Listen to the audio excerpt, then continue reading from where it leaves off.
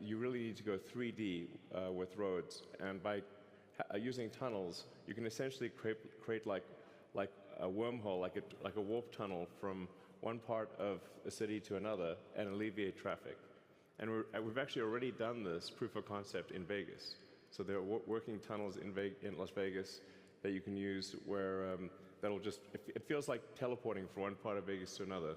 So I always say that, my joke is like tunnels are underappreciated. It's a bit of a, not always a hit, but.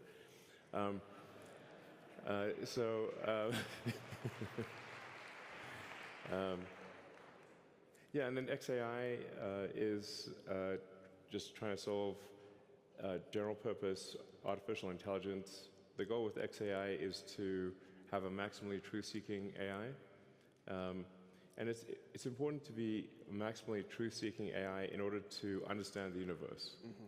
So the goal of XAI is understand the universe, to understand what is out there,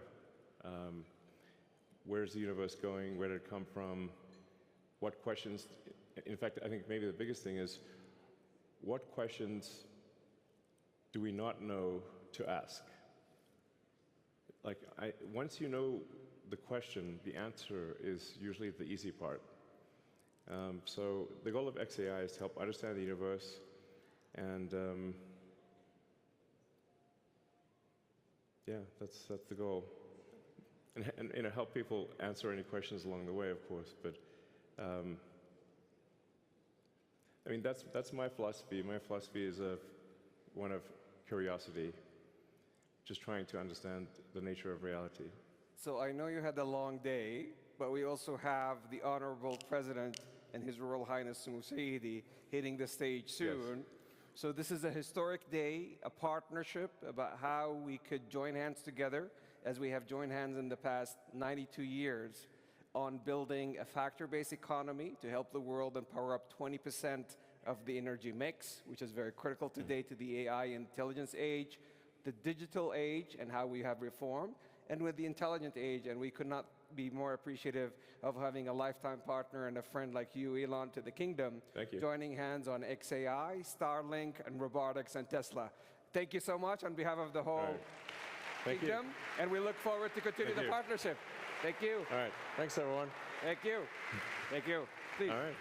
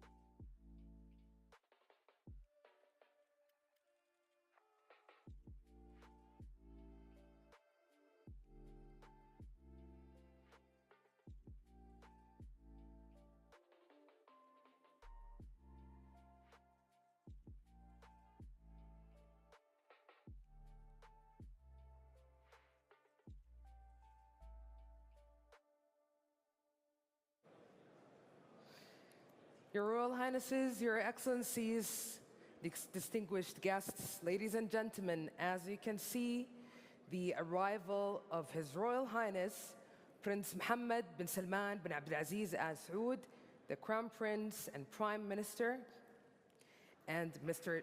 Yes.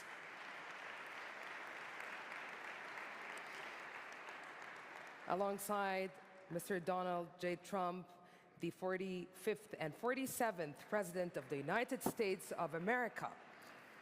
They're actually beginning their tour in the Gallery of Memories. That's a curated exhibition that tells the story of nearly 8 decades of Saudi-American partnership. They're moving forward to the Gallery of Memories. The journey begins with a historic moment. As you can see, here at the center of the exhibition stands a historic disc, a significant piece gifted in 1950 to King Abdulaziz bin Abdurrahman Al Saud by U.S. President Harry Truman. And the journey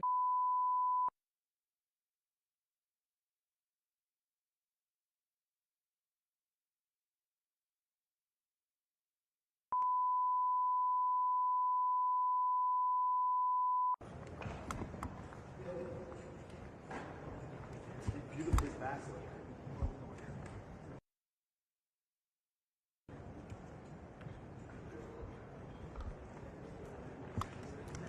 Oh, that's not going to work for us.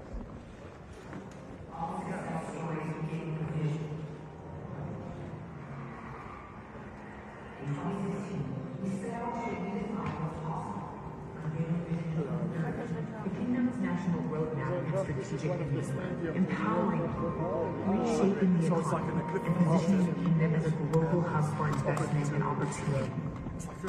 The Wide Vision 2030. No, it's different materials. Stadium, which will host the World as Saudi Arabia welcomes the FIFA World Cup in 2034. That's the iconic future project, Prince Mohammed bin Salman Stadium.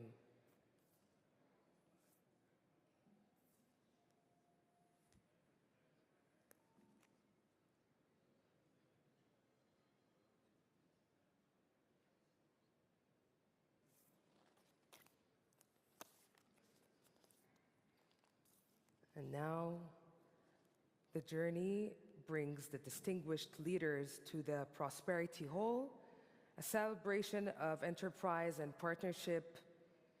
Here we have Saudi and American companies stand side by side, showcasing opportunity and innovation.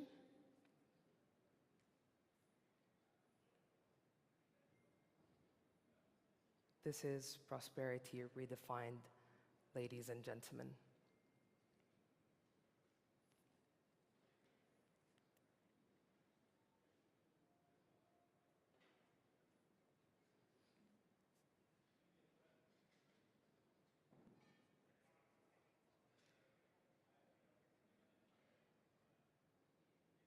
We have His Excellency Yasser Mayan, the Governor of BIF, His Excellency Khalid Al-Faleh, Minister of Investment, and Engineer Amin Al-Nasir, CEO of Aramco.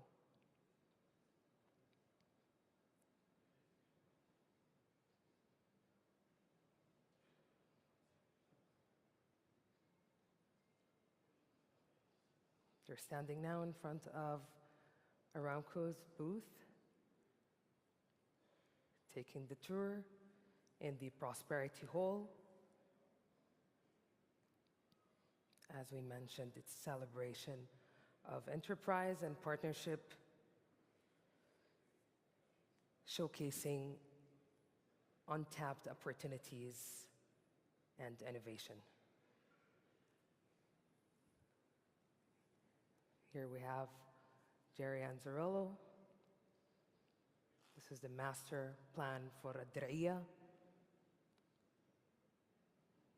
city of the land, birthplace of the Kingdom of Saudi Arabia.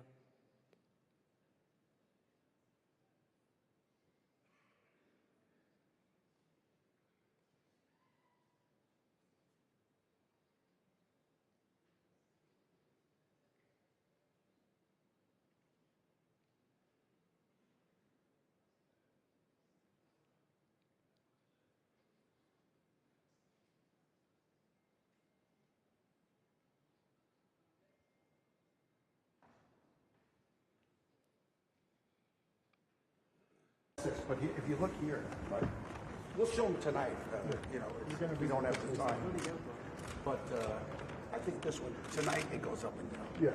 But this will be all done by 2030, thanks to His Royal Highness. Well, we will house 100,000 people up here, and 7 years later we're on time and on budget. And Dan Sullivan is a great guy. He came here and saw His Royal Highness's vision. He said, I'm running the infrastructure department for the president. How did his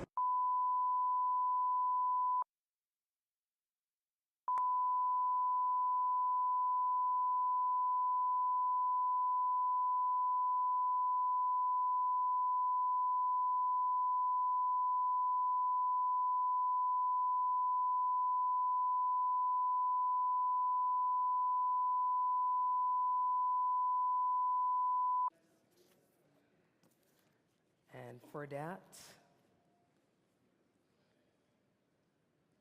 we have here, I think that's the master plan for New Murabba project.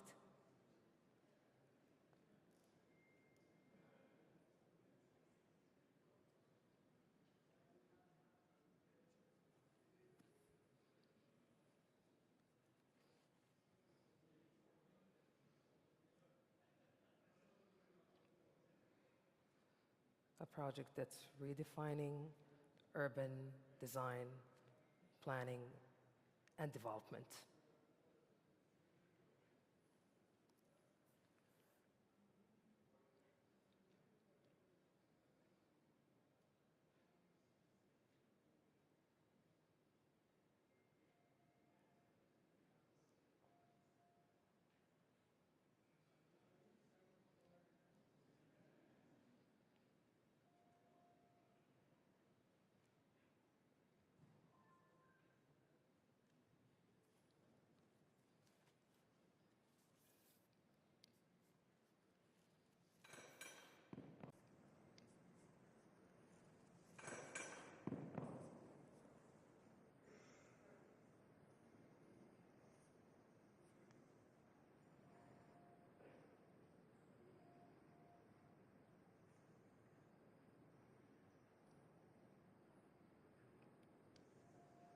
This area, the Prosperity Hall, really reflects the grounding in collective growth, meaningful collaboration, and mutual ambitions.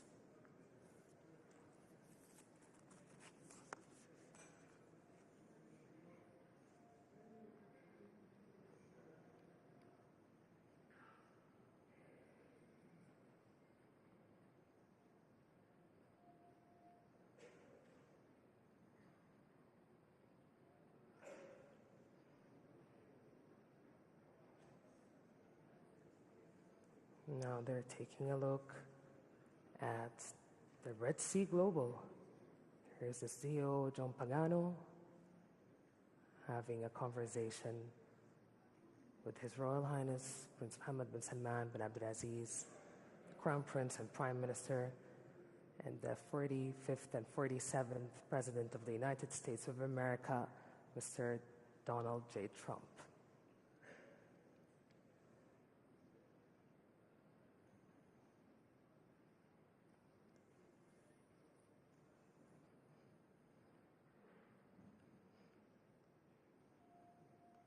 The Red Sea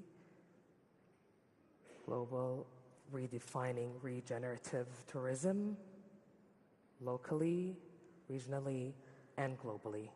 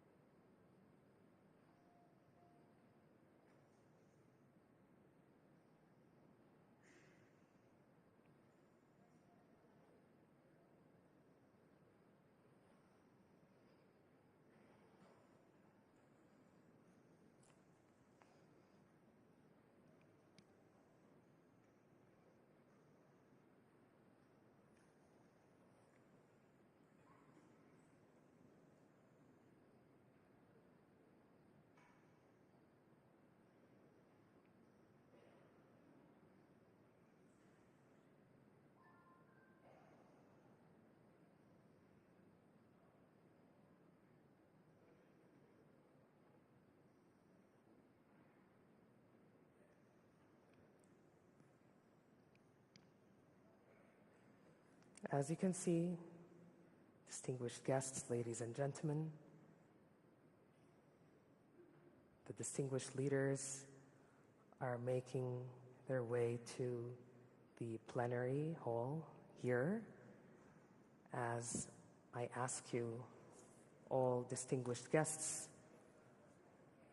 to please rise for the entrance of His Royal Highness Prince Mohammed bin Salman bin Abdulaziz Al Saud, Crown Prince and Prime Minister, and the 45th and 47th President of the United States of America, Mr.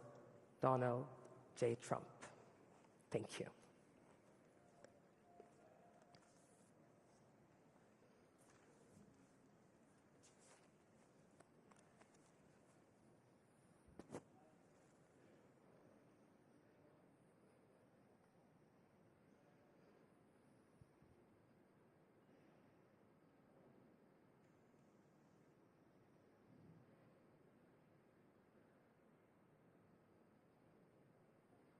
Thank you all for your time and patience.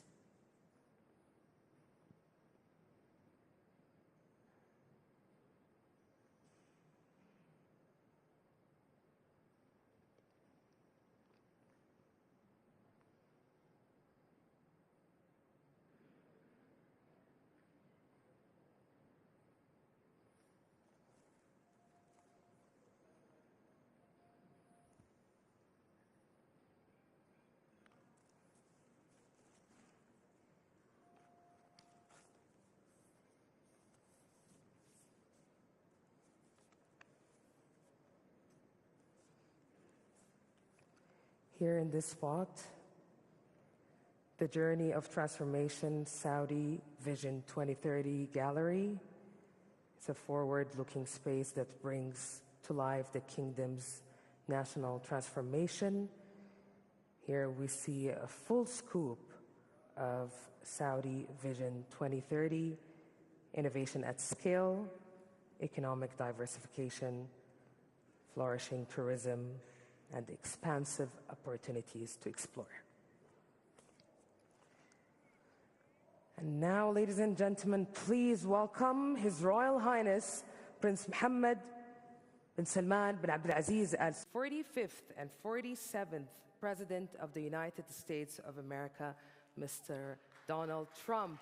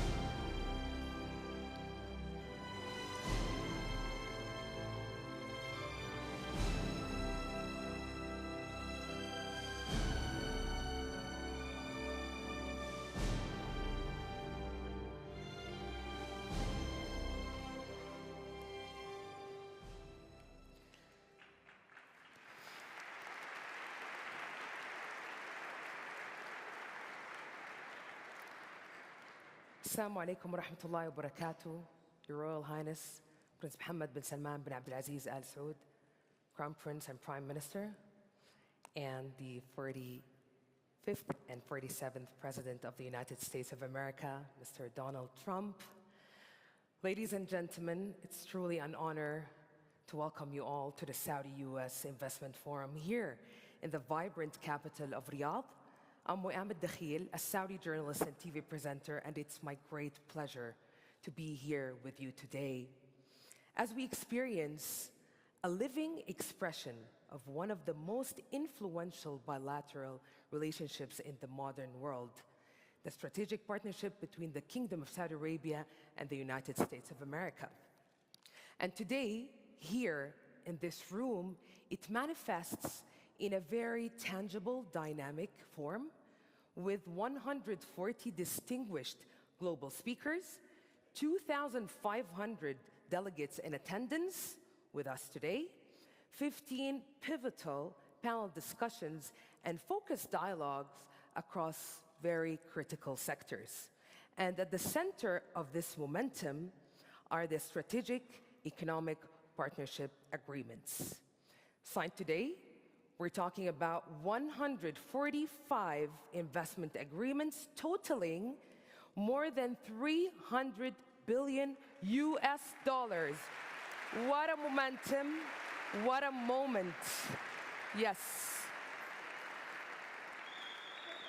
Oh yes, this is really energetic. And we have with us the business leaders representing the strategic economic partnership agreements. To commemorate this moment, I'm deeply honored to welcome His Royal Highness Prince Mohammed bin Salman bin Abdulaziz Al Saud, the Crown Prince and Prime Minister, and the 45th and 47th President of the United States of America, Mr. Donald J. Trump. Welcome.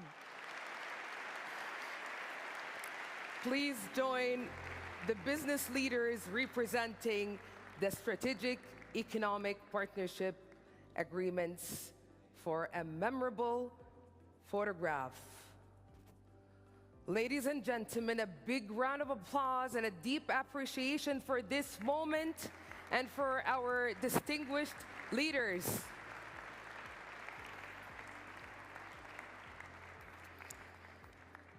We witness this moment that reflects the trust and determination shared by two nations to move forward together.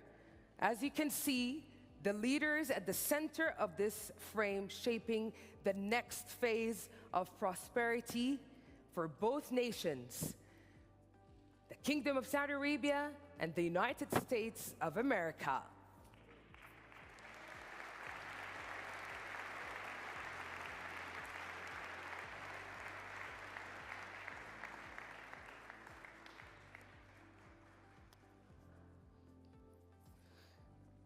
And now, distinguished guests, I'm deeply and truly honored to welcome His Royal Highness Prince Mohammed bin Salman bin Abdulaziz Al Saud, Crown Prince and Prime Minister, to deliver his speech. Welcome, Your Royal Highness. The stage is yours. What a moment, what a moment, what a moment.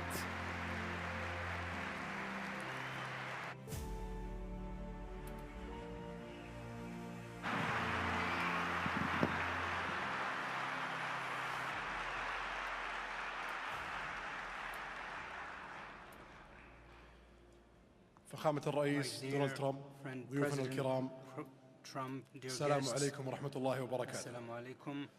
نرحب بكم اليوم في المملكة العربية السعودية في منتدى الاستثماري السعودي الأمريكي، حيث تجمع بلدينا صديقين علاقة اقتصادية عميقة بدأت قبل 92 عام، وتحديدا في عام 1933 بتوقيع اتفاقية امتياز التنقيب على النفط في المملكة مع شركة ستاندرد أويل أوف كاليفورنيا. ونجتمع اليوم لتعميق هذه الشراكة الاستراتيجية في مراحلها المختلفة من اقتصاد قائم على الموارد الطبيعية إلى اقتصاد مبني على تنويع مصادر الدخل والمعرفة والابتكار. لقد كانت استثمارات المشتركة إحدى أهم ركائز علاقتنا الاقتصادية، والاقتصاد السعودي حاليا أكبر اقتصاد في المنطقة وأكبر شريك اقتصادي للولايات المتحدة الأمريكية في المنطقة، ومن أسرع الاقتصادات نمواً بين مجموعة ال20. وقد انعكست متانة العلاقات الاقتصادية بين بلدينا على نمو التبادل التجاري بلغ $500 مليار خلال عام 2013 واليوم نعمل على فرص شراكة بحجم $600 مليار، من بينها اتفاقيات تزيد عن $300 مليار تم الإعلان عنها خلال هذا المنتدى. وسنعمل خلال الأشهر القادمة على المرحلة الثانية لإتمام بقية الاتفاقيات لرفعها إلى $1 تريليون. وتمثل هذه الشراكة المتنامية امتدادا للتعاون المتعدد في المجالات العسكرية والأمنية والاقتصادية والتقنية، بما يعزز المنافع المتبادلة ويدعم فرص العمل في المملكة ويسهم في توطين الصناعة وتنمية المحتوى المحلي ونمو الناتج المحلي. وتعد الولايات المتحدة الأمريكية وجهة رئيسية لصندوق الاستثمارات العامة، حيث تستحوذ نحو 40% من الاستثمارات العالمية، مما يعكس على الثقة قدرات الاقتصاد الأمريكي على الابتكار، خصوصا في القطاعات الواعدة مثل التقنية والذكاء الاصطناعي. sectors بما يسهم such في as نقل المعرفة technology and وتبادل AI, which الخبرات contributes to ويبلغ transfer of عدد knowledge الشركات and exchange الأمريكية of العاملة expertise. والمستثمرة Number of في U.S. المملكة العربية companies السعودية operating in the 1300 kingdom is شركة 1,300 تمثل ما companies يقارب representing ربع حجم approximately الاستثمار a الأجنبي quarter في of the المملكة. volume of foreign منها investments. 200 These شركة include 200 اتخذت من companies that المملكة have their regional مقرها headquarters in the الإقليمي kingdom.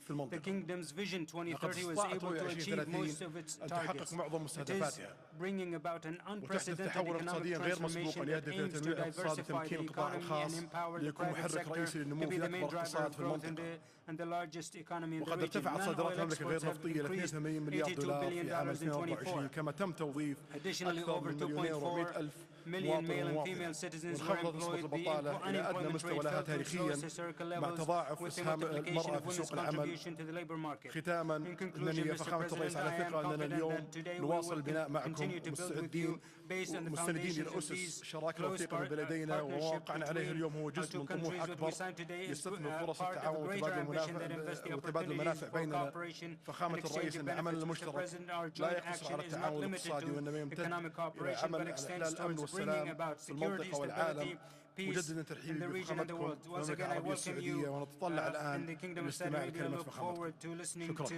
your remark, Mr. President.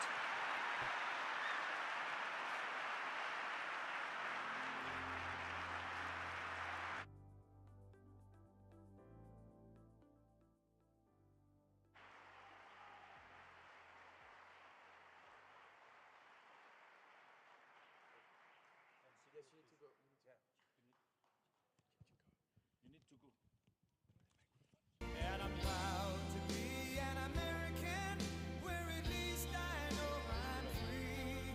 And I won't forget the men who died, who gave that right to me. And I gladly stand up next to you and defend her still today. 'Cause there ain't no doubt I love this land. God bless the USA.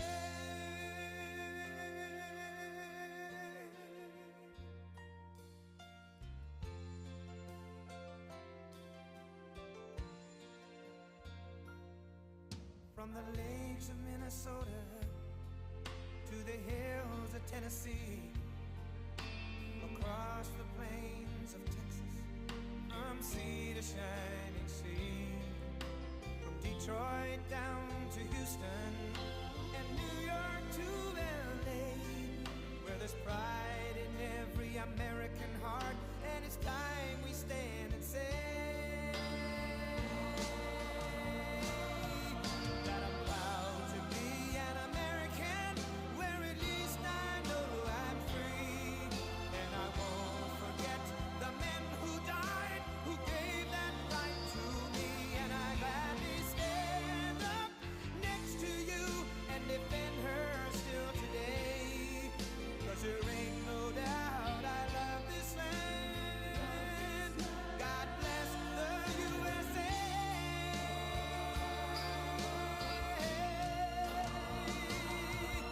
And I'm proud to be an American, where at least I know I'm free. And I won't forget the men who died, who gave that right to me. And I gladly stand up next to you and defend her still today. 'Cause there ain't no doubt I love this land. God bless the USA.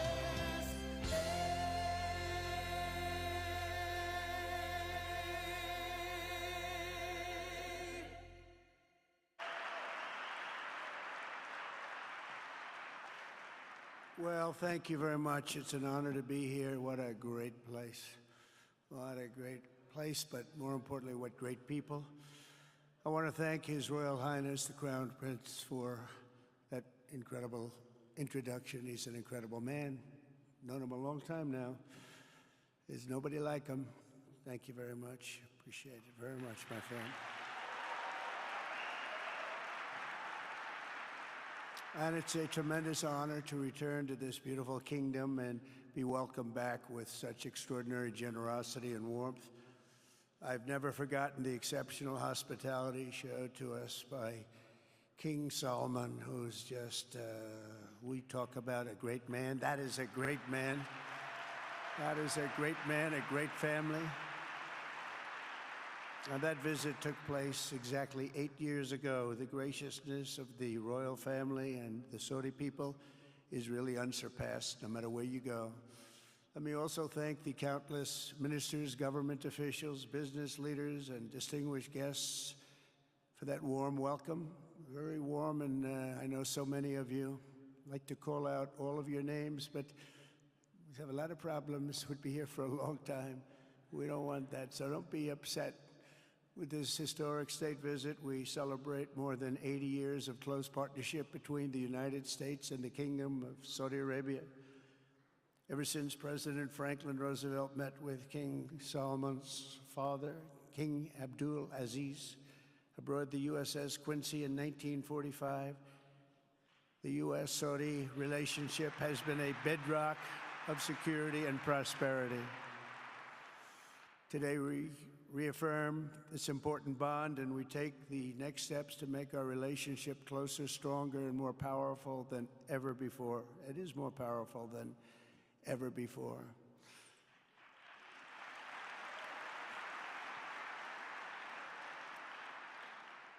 And by the way, it will remain that way. We don't go in and out like other people. It will remain that way.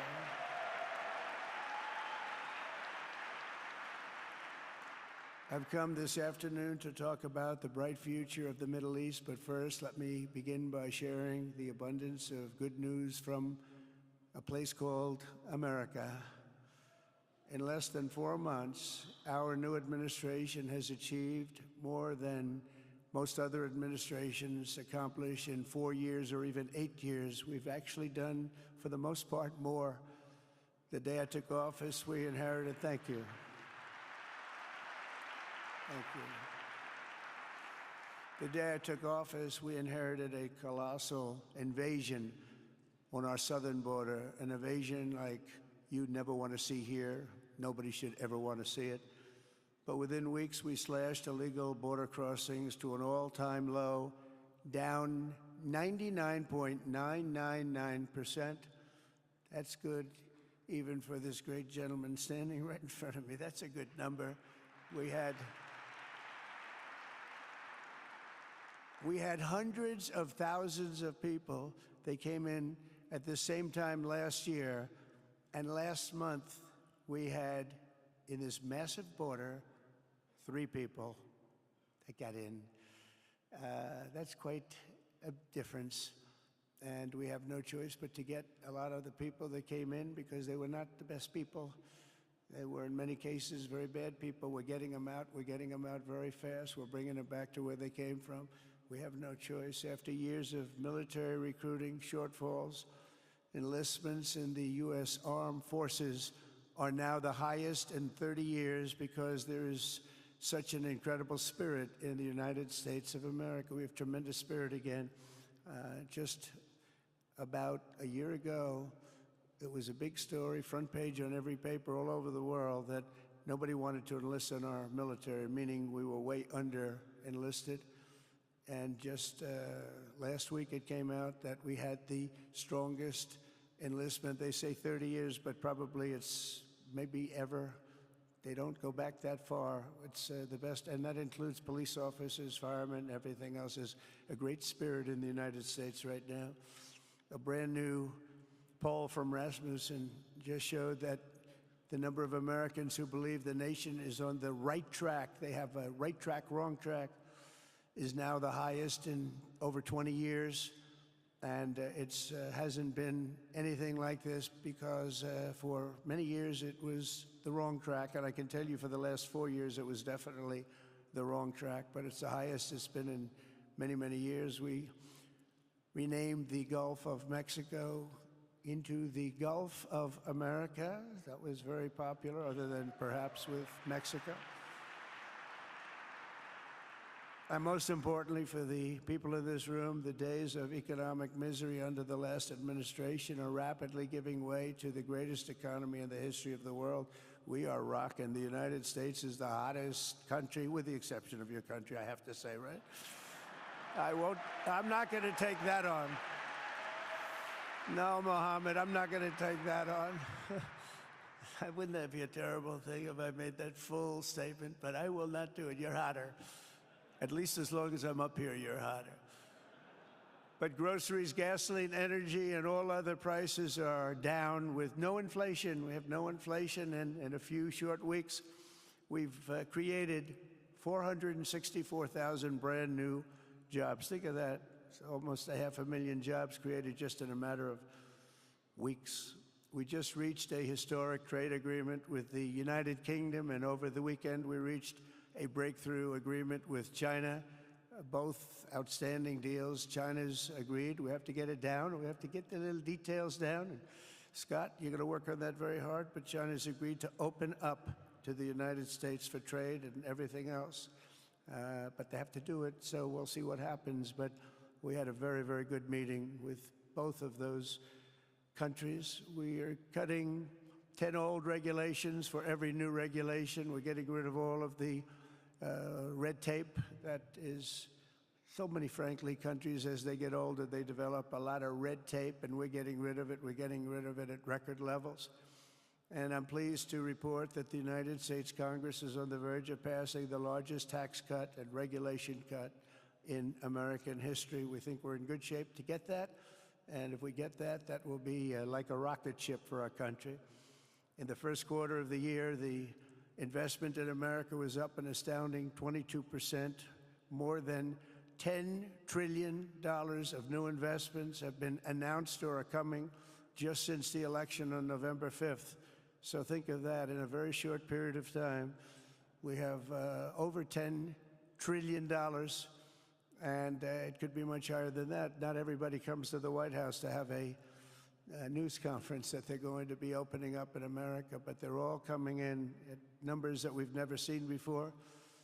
If you take a look at other presidencies, they wouldn't do $1 trillion sometime in years. We did this in essentially 2 months because you have to say we got into office and they gave me about a month to clean up and fix up the Oval Office, and after that we started working, and the money is pouring in, the jobs are pouring in, the companies are pouring into our country like we've never seen before. There's never been anything like it, and we let other people tariff us into losing a lot of money and a lot of jobs, and now we're tariffing them, and it's at a level that nobody's seen. It's a level that is making us a very much different country and a very different Republican Party. We won a tremendous victory in November. We won all 7 swing states, the popular vote by millions and millions of votes. The Electoral College, we won by 312 to 226. Remember, they said, well, we could get to 270. You know, we got to 312. That's a big difference. And very importantly, we won counties throughout the United States, 2,660 to 451. That's why when you look at a map, they're all red. The whole country is red. Red stands for Republican. From the moment on and from the moment we started, we've seen wealth that just poured and is pouring back into America. Apple is investing $500 billion. NVIDIA is investing, and I see my friend is here, Jensen. That's very good, wherever you may be. I thank you very much, because he's putting in $500 billion. TSMC is investing. Where is Jensen, by the way? Where is he? He's here. Where is he? I just saw that. Thank you very much, Jensen. I mean, Tim Cook isn't here, but you are. What a job you've done. He said he's got 99% of the chip market. I don't know. That's a big, that's not easy to beat, but what a job you've done. Thank you. We are proud to have you in our country. You know that. Thank you for the investment. TSMC is investing $200 billion, and with this trip, we're adding over $1 trillion more in terms of investment into our country and buying our products. And, you know, nobody makes military equipment like us. We have the best military equipment, the best missiles, the best rockets, the best everything. Best submarines, by the way. Most lethal weapon in the world. In addition to purchases of $142 billion of American-made military equipment by our great Saudi partners, the largest ever. This week, there are multi-billion-dollar commercial deals with Amazon, Oracle, AMD. They're all here. Uber, Qualcomm, Johnson & Johnson, and many, many more. So I want to congratulate everybody. So many great business executives, many of you, most of you I know, and they're coming in. You know, about a month ago, they weren't that happy when they saw me, and now they're saying, "Sir, you're doing a great job. Thank you very much." It's amazing what a rising market will do. Oh, it's going to get a lot higher. In fact, I told people 5 weeks ago, this is a great time to buy. I got criticized for that. Now they don't criticize me anymore. People should have listened. But it's going to go a lot higher. You see, we've never had anything like this happen. It's an explosion of investment and jobs, and great companies are coming in. Never seen anything like it. There's no better place to make a future or make a fortune, do anything, frankly, than what we have in the United States of America under a certain President, Donald J. Trump. I have the right attitude. I have the same attitude that the people in the front row, second row, third row have. As you get back, perhaps they start to wane a little bit in terms of their view. But they understand, and we're doing what a lot of smart people would do. And we're not necessarily being politically correct. You saw what we did yesterday with health care. We've cut our health care by 50 to 90%. You're going to see drugs and pharmaceuticals come down at numbers that nobody has ever seen. And drugs, pharmaceuticals, we think will be dropping.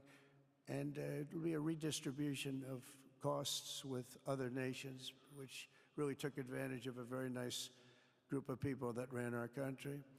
But not only is this a time of incredible excitement in the United States, it's also an exhilarating period right here in the Arabian Peninsula. Beautiful place, by the way, beautiful place. Exactly, thank you. Exactly 8 years ago this month, I stood in this very room and looked forward to a future in which the nations of this region would drive the forces of terrorism and extremism, drive them right out of existence, and take your place among the proudest, most prosperous, most successful nations anywhere in the world as leaders of a modern and rising Middle East. So exciting, so exciting. Mohammed, do you sleep at night? How do you sleep?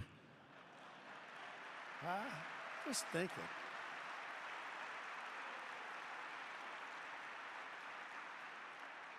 What a job. He tosses and turns like some of us. Tosses and turns all night. How do I make it even better all night? It's the ones that don't toss and turn. They're the ones that will never take you to the promised land, won't they? But you have done some job. True. But critics doubted that it was possible what you've done. But over the past 8 years, Saudi Arabia has proved the critics totally wrong. The transformation that has occurred even by these incredible business leaders. I mean, you had the biggest leaders in business anywhere in the world standing right before us. But the transformation that has occurred under the leadership of King Salman and Crown Prince Mohammed has been truly extraordinary. Such a thing has, I don't think, ever happened before. I've never seen anything at that scale happen before. And I guess, you know, maybe you could say the United States is doing pretty well too, you know, but I don't think too many people have seen that happen before. Majestic skyscrapers, the towers that I see, the difference between now and 8 years ago. And 8 years ago was very impressive, but the towers that I see rising, some of the exhibits that I was shown by Mohammed, what I've seen there is just an amazing, it's an amazing process, amazing genius of so many people, architecture, but I have a feeling I know where many of those ideas came from. Happens to be sitting right in this room right before me, but the towers and all of the different, I've seen a lot of different towers. I didn't think there's any version of a tower that I haven't seen in one form or another. Well, I just passed 4 exhibits. I have never seen anything like any of them. So it's going to be very exciting. And they sit among the ancient wonders of a growing and exciting city. It's really amazing. Riyadh is becoming not just a seat of government, but a major business, cultural, and high-tech capital of the entire world. The World Cup is here. Johnny, just stand up, Johnny. Johnny, thank you, Johnny.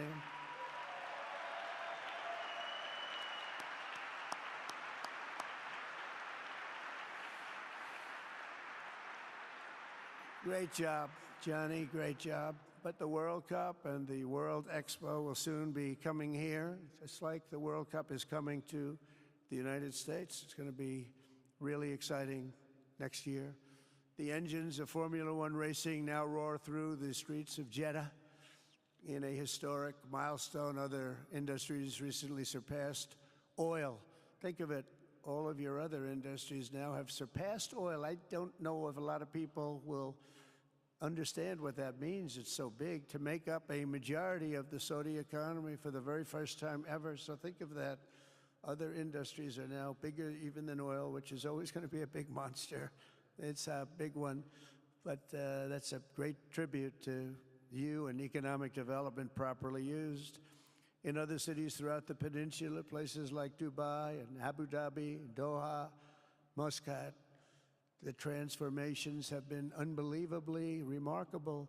Before our eyes, a new generation of leaders is transcending the ancient conflicts of tired divisions of the past and forging a future where the Middle East is defined by commerce, not chaos, where it exports technology, not terrorism, and where people of different nations, religions, and creeds are building cities together, not bombing each other out of existence. We don't want that.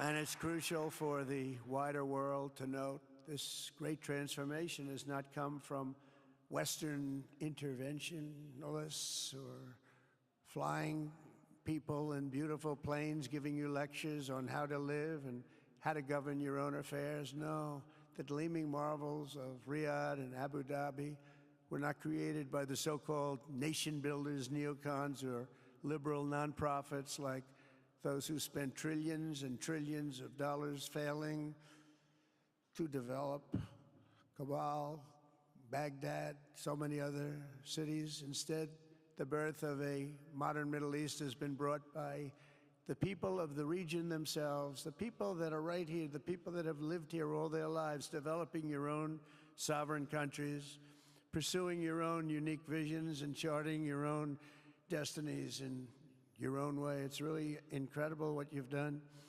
In the end, the so-called nation builders wrecked far more nations than they built, and the interventionists were intervening in complex societies that they did not even understand themselves. They told you how to do it, but they had no idea how to do it themselves.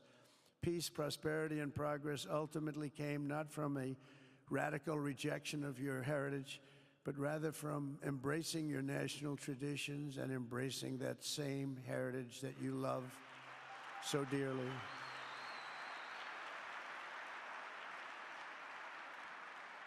And it's something only you could do.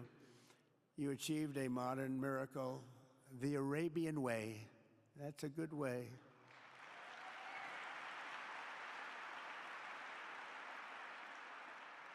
Today, the Gulf nations have shown this entire region a path towards safe and orderly societies with improving quality of life, flourishing economic growth, expanding personal freedoms, and increasing responsibilities on the world stage.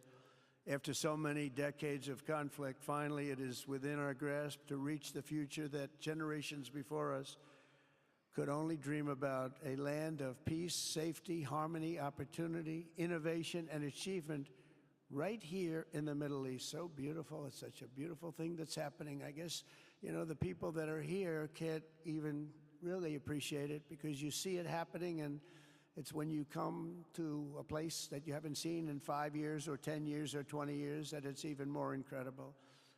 When I left office just over 4 years ago, that future seemed almost impossible, what you've done. Together we had obliterated the killers of ISIS. We wiped them out, terminated its founder and leader, al-Baghdadi. We had healed the divide in the Gulf Cooperation Council, it's a very big deal, and united the nations of the region to stand against the enemies of all civilization.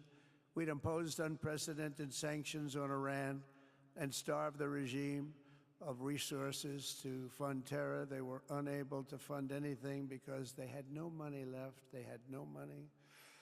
But the new administration came in and let them have a lot of money, and you saw what happened. It was not money well spent. And with the historic Abraham Accords that we're so proud of, all the momentum was aimed at peace, and it aimed very successfully. It's been an amazing thing, the Abraham Accords, and it's my fervent hope, wish, and even my dream that Saudi Arabia, a place I have such respect for, especially over the last fairly short period of time, what you've been able to do, but we'll soon be joining the Abraham Accords. I think it'll be a tremendous tribute to your country, and it will be something that's really going to be very important for the future of the Middle East. I took a risk in doing them, and they've been an absolute bonanza for the countries that have joined. The Biden administration did nothing for 4 years. We would have had it filled out. But it will be a special day in the Middle East with the whole world watching when Saudi Arabia joins us, and you'll be greatly honoring me, and you'll be greatly honoring all of those people that have fought so hard for the Middle East, and I really think it's going to be something special, but you'll do it in your own time, and that's what I want, and that's what you want, and that's the way it's going to be. When I left office, the only thing still standing between this region and its unbelievable potential was a small group of rogue actors and violent thugs seeking constantly to drag the Middle East backward and into havoc, mayhem, and indeed into war. Unfortunately, instead of confronting these destructive forces, the last U.S. administration chose to enrich them and empower them and give them billions and billions of dollars. The Biden administration, the worst administration in the history of our country, by the way, spurned our most trusted and longstanding Gulf partners, and I can say partners worldwide, one of our great, great partners, no matter who we look to, and we have great partners in the world, but we have none stronger and nobody like the gentleman that's right before me. He's your greatest representative, greatest representative.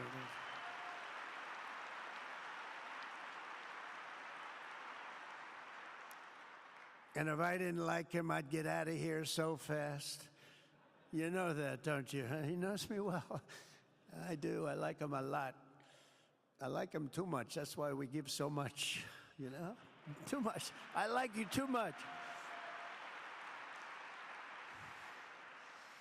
Great guy. They lifted sanctions on Iran in exchange for getting nothing, and sent the regime tens of billions of dollars to fund terror and death all over the world. And they laughed at him. They laughed at our leader. And they're still laughing at our leader. They thought him a fool. And they made nothing but trouble ever since, including the funding of October 7th, one of the worst days ever in the history of the Middle East. Horrible day.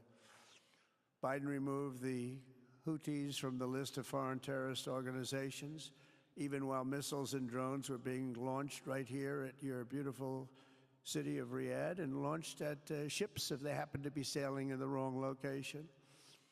The Biden administration's extreme weakness and gross incompetence derailed progress toward peace, destabilized the region, and put at risk everything we had worked so hard to build together. And when you think of the great achievements that you've made, to do it in light of a pretty hostile administration, an administration that was not a believer, it makes your achievements even greater. Makes them even greater, you know that. But in a few short months since taking office, we have achieved the swift return of American strength at home and abroad, now working with the vast majority of people in this region who seek stability and calm. Our task is to unify against the few agents of chaos and terror that are left. and that are holding hostage the dreams of millions and millions of great people. The biggest and most destructive of these forces is the regime in Iran, which has caused unthinkable suffering in Syria, Lebanon, Gaza, Iraq, Yemen, and beyond. There could be no sharper contrast with the path you have pursued on the Arabian Peninsula than the disaster unfolding right across in the Gulf of Iran. Think of that. They wanted to name it that. I said, they're not going to let them do that. Do you mind if I stop that? I stopped it. We're not going to let that happen.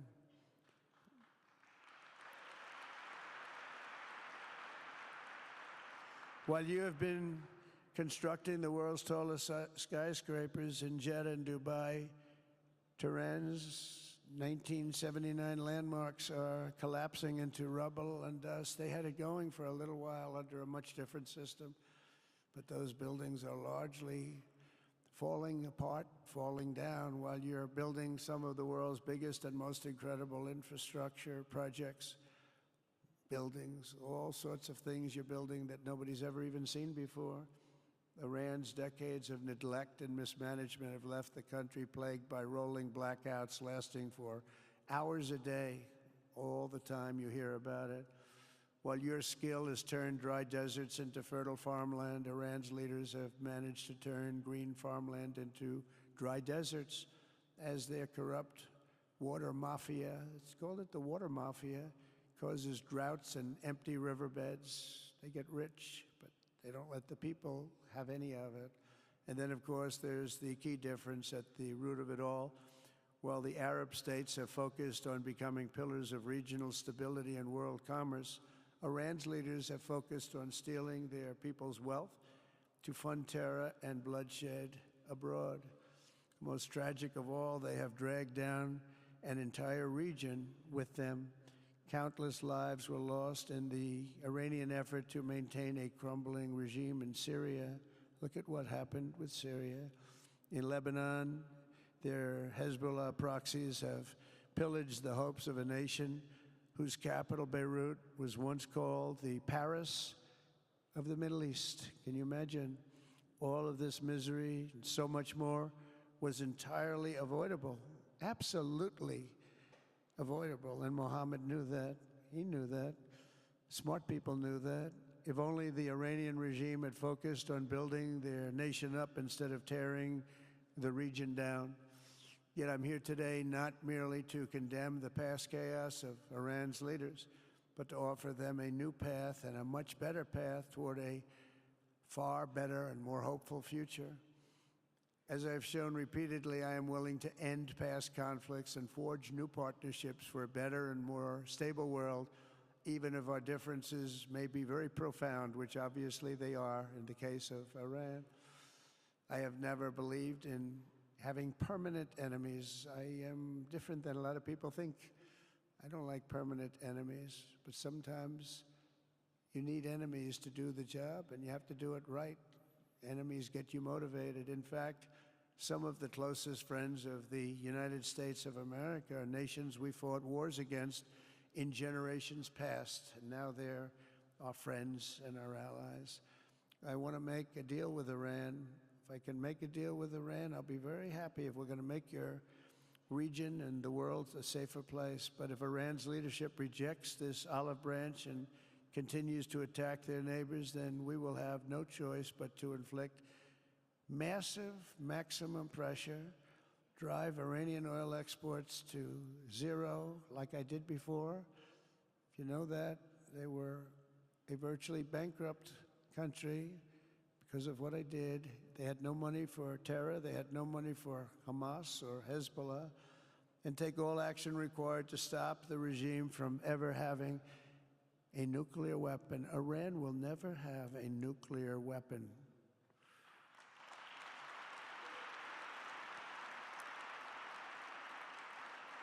But with that said, Iran can have a much brighter future, but will never allow America and its allies to be threatened with terrorism or nuclear attack.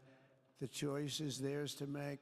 We really want them to be a successful country. We want them to be a wonderful, safe, great country, but they cannot have a nuclear weapon. This is an offer that will not last forever. The time is right now for them to choose. Right now, we don't have a lot of time to wait.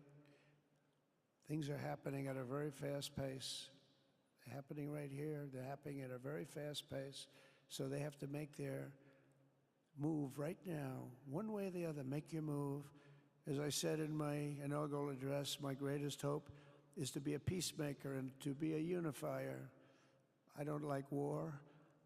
We have the greatest military, by the way, in the history of the world. You know, I rebuilt our military in my first 4 years and rebuilt it into the most powerful military there is. And you saw that when I knocked out ISIS in 3 weeks. People said it would take 4 years, 5 years. I did it. We did it in 3 weeks. Just days ago, my administration successfully brokered a historic ceasefire to stop the escalating violence between India and Pakistan. And I used trade to a large extent to do it. I said, fellas, come on, let's make a deal.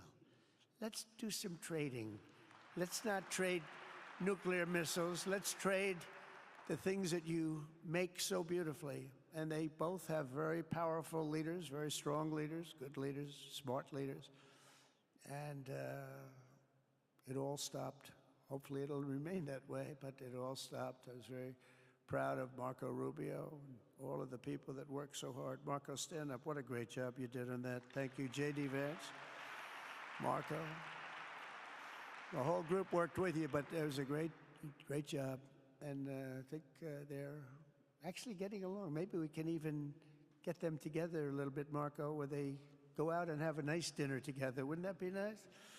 But we've come a long way, and it's could be, you know, millions of people could have died from that conflict that started off small and was getting bigger and bigger and bigger by the day. I've also been working relentlessly to end the terrible bloodshed between Russia and Ukraine, and very importantly, talks are being held in Turkey later this week, probably on Thursday, and they could produce some pretty good results. Our people are going to be going there. Marco's going to be going there. Others are going to be going, and we'll see if we can get it done. 5,000 people, young people for the most part, soldiers from Ukraine, soldiers from Russia. They're not from here and they're not from the United States, but they're souls. They're souls. I think usually, mostly, they're young, beautiful souls that left their parents waving goodbye, left their brothers and sisters. Goodbye, I'll see you soon. And they got blown to pieces. 5,000 on average a week are dying.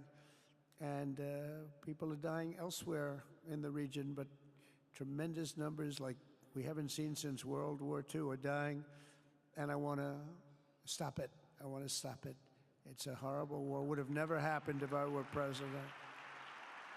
That's a war that would have never happened. October 7th would have never happened if I were president, because Iran had no money to pay Hamas or anybody else. They had no money. They were not looking to take care of them. They had to take care of themselves. They had no money. We stopped their oil effectively with the embargoes and sanctions. But let me take this opportunity to thank the Kingdom of Saudi Arabia for the constructive role that you've played in facilitating the Ukraine talks. And it really is, you've been amazing. You've made everything available to us. Thank you very much. Thank you. And if we get that settled, we'll pay a special tribute to what you've done. You really did lay a great groundwork. Thank you very much. Appreciate it. The West should not be dragging itself backward into another endless war in Europe, yet another endless war. We should stop the killing and work together to address the biggest long-term threats as one unbeatable team. Think of us as an unbeatable team. I mean, when you look at what you've done here, that's much more difficult than stopping stupidity. Think of it. It's stupidity. What you've done is much more difficult, and you did it better than anybody else has ever done it. As President of the United States, my preference will always be for peace and partnership whenever those outcomes can be achieved. Always. It's always going to be that way. Only a fool would think otherwise. In recent years, far too many American presidents have been afflicted with the notion that it's our job to look into the souls of foreign leaders and use U.S. policy to dispense justice for their sins. They loved using our very powerful military, and now it's really the most powerful it's ever been. We just are getting a budget approved, $1 trillion, highest budget we've ever had in history for military, $1 trillion. And we're getting the greatest missiles, the greatest weapons. And, you know, I hate to do it, but you have to do it because we believe in peace through strength. You have to have the strength, otherwise bad things could happen. But hopefully we'll never have to use any of those weapons. Seems to be an awfully big waste of money if you're never going to use them, but hopefully we'll never have to use them because the destructive power of some of those weapons are like nobody's seen before. I believe it is God's job to sit in judgment, my job to defend America, and to promote the fundamental interest of stability, prosperity, and peace. That's what I really want to do. I will never hesitate to wield American power if it's necessary to defend the United States or to help defend our allies.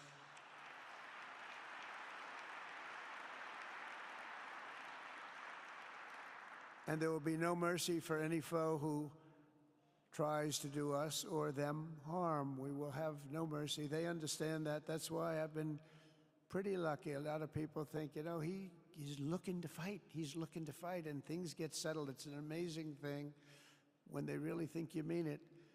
But we do. We have the greatest military, the strongest military, stronger than any. Nobody's even close. We have the best weapons in the world. But we don't want to use them. If you threaten America or our partners, however, then you'll be faced with overwhelming strength and devastating force. We have things that you don't even know about, you don't hear about, and if you did, you'd say, wow. In recent weeks, following repeated attacks on American ships and freedom of navigation in the Red Sea, the United States military launched more than 1,100 strikes on the Houthis in Yemen. As a result, the Houthis agreed to stop. They said, we don't want this anymore. It's the first time you've heard that from them, too. They're tough. They're fighters. But just days ago, we were asked to cease targeting commercial. They were not going to be targeting commercial ships in any way, shape, or form, or anything American. And they were very happy that we stopped. But we had 52 days of thunder and lightning like they've never seen before. This was a swift, ferocious, decisive, and extremely successful use of military force. Not that we wanted to do it, but they were shooting down ships. They were shooting at you. They were shooting at Saudi Arabia. We don't want them shooting at Saudi Arabia, if that's okay. So we hit them hard. We got what we came for, and then we got out. Since January 20th, the U.S. military has terminated 83 terrorist leaders operating across Iraq, Syria, and Somalia, including ISIS's #2 global leader. You read about that just recently. With the help of Pakistan, we apprehended the ISIS terrorists responsible for the attack on 13 American service members at Abbey Gate, that horrible, horrible disaster. During this Afghanistan withdrawal, you know, that's another thing that we don't even think about so much anymore. 13 died, but 42 were horribly wounded. But hundreds of people died overall, because I count the people on the other side. Hundreds of people just grossly incompetent. It's probably why Putin decided to go into Ukraine, something he never would have done if I were president. But we wouldn't have had the problems of October 7th if I were president. We wouldn't have had Ukraine, Russia if I were president. We wouldn't have had Abbey Gate, because there wouldn't have been any reason we were getting out, but we were getting out with dignity and with strength and power. But the way they got out was not good. I think it was the most embarrassing moment in the history of our country. And we've been working tirelessly to bring back all hostages held by Hamas. We brought back a lot already, but we're bringing back more. This weekend, we successfully negotiated the release of the last American hostage Edan Alexander just came out a few hours ago, and we continue to work to get that war ended as quickly as possible. It's a horrible thing that's taking place. All civilized people must condemn the October 7th atrocities against Israel, which would never have happened again if you had probably a different president, but definitely if you had me as president. The people of Gaza deserve a much better future, but that will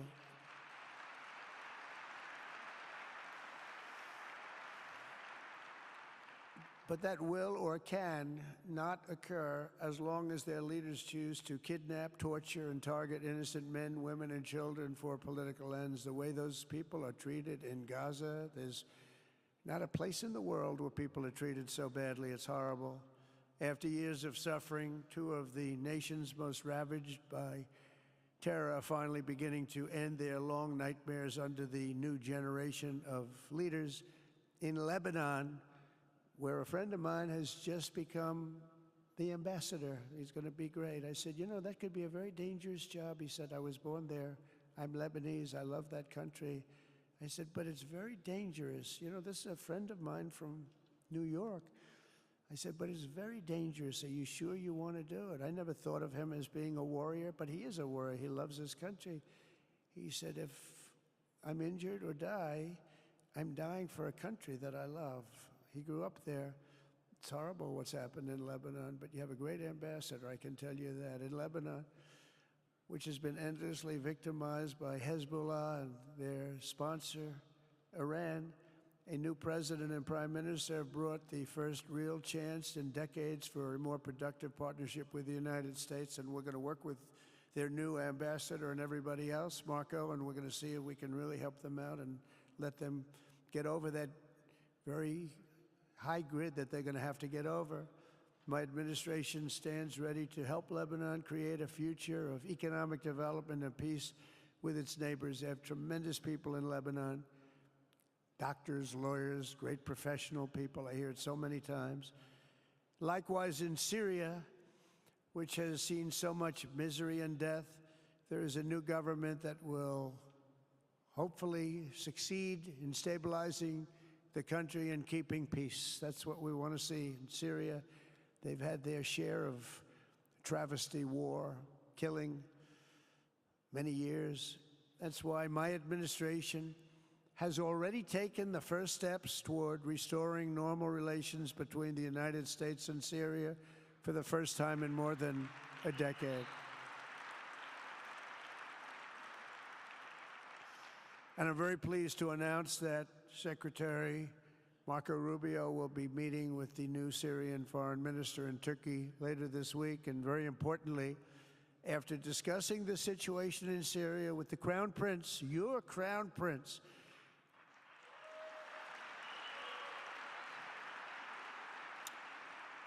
and also with President Erdogan of Turkey, who called me the other day and asked for a very similar thing, among others, and friends of mine, people that I have a lot of respect for in the Middle East, I will be ordering the cessation of sanctions against Syria in order to give them a chance at greatness.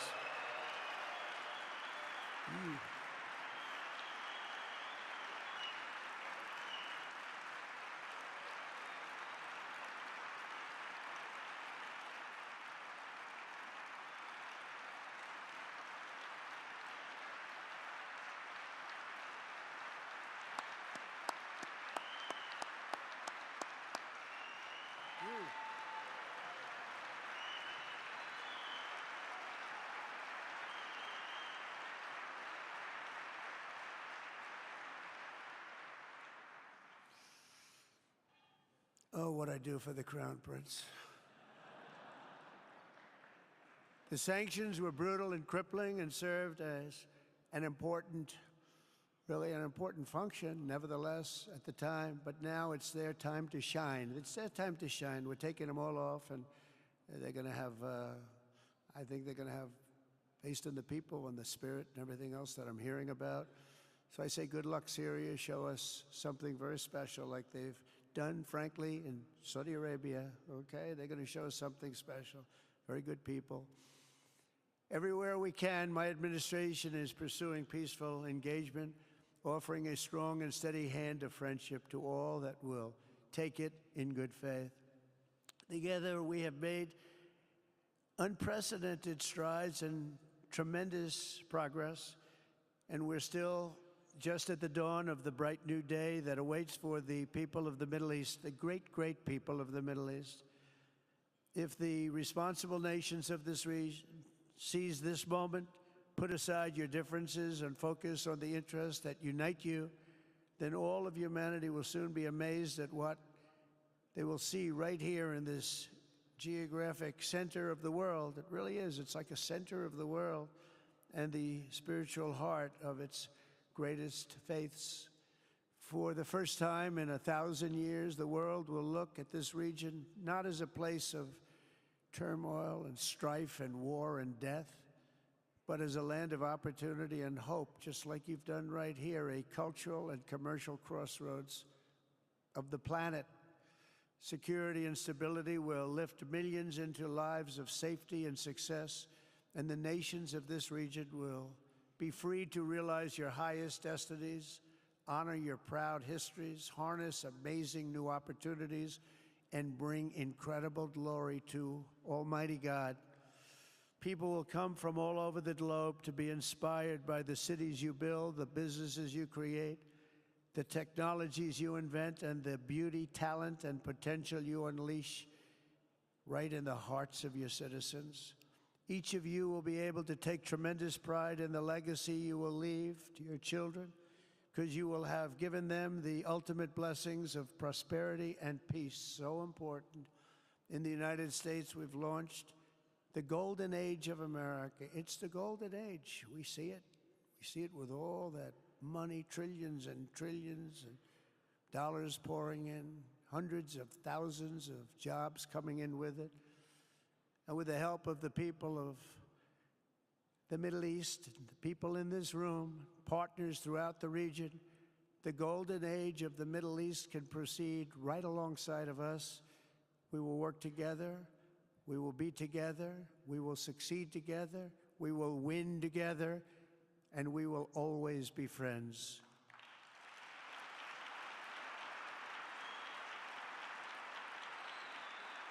Thank you.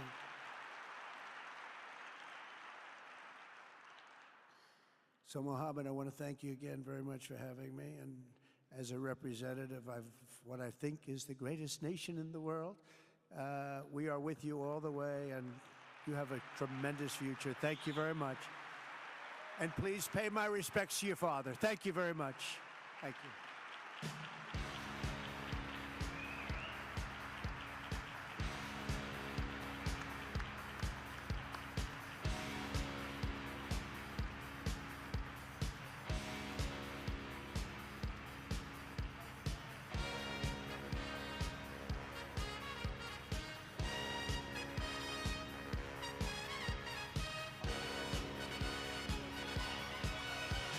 Young man, there's no need to feel down.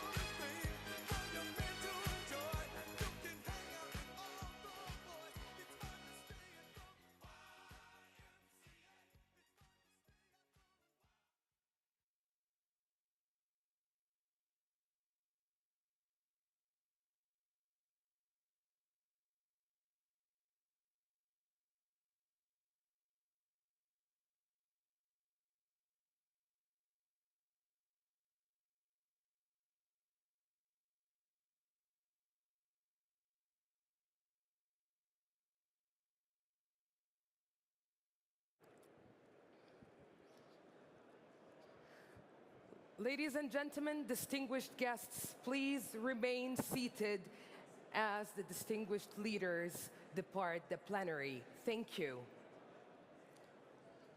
Please remain seated.